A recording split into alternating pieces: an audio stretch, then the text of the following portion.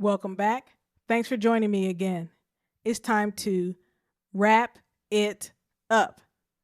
It's time for us to wrap up AWS Essentials. And in this video, we're going to talk about what you've learned. So we started out going through how to create an AWS account.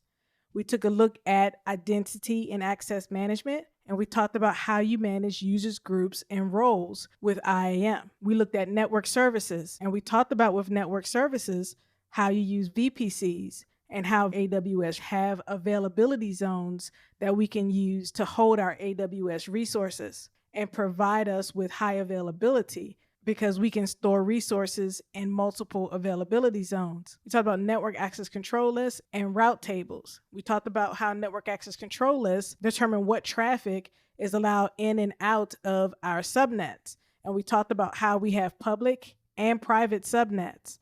We looked at how route tables are used to direct traffic within our VPC and how route tables direct our traffic out to the internet. We looked at EC2 instances with compute services, and we talked about how EC2 instances are used with security groups.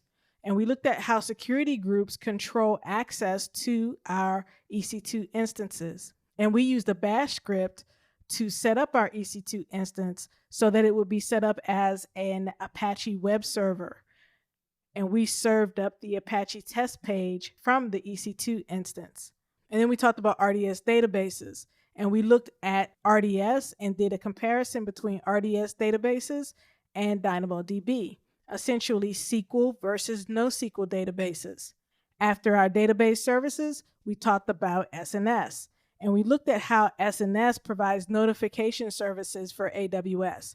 And we talked about how you can trigger SNS notifications using services like CloudWatch, and how we can create CloudWatch alarms and events to trigger SNS notifications. And then we talked about our management tools. And with our management tools, we talked about CloudWatch and CloudTrail.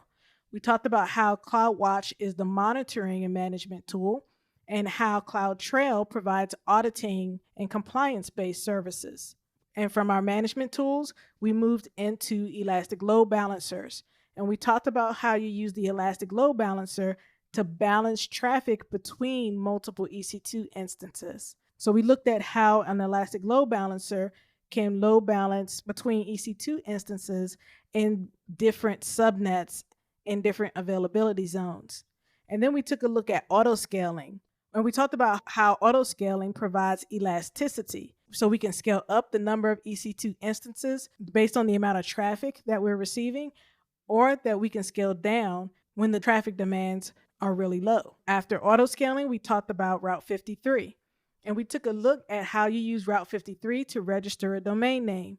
We registered the domain projectomega2.com.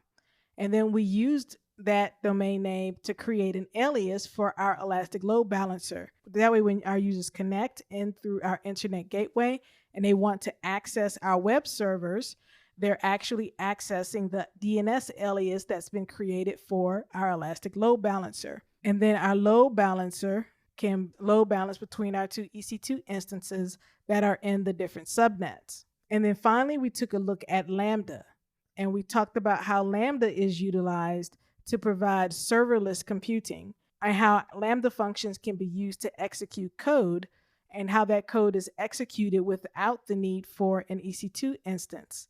And again, that's why we call Lambda serverless. So that wraps up what we've learned in AWS Essentials. I'm really proud of you, and I appreciate you taking this journey with me as you learned AWS Essentials. Join me in the next video where we talk about what's next.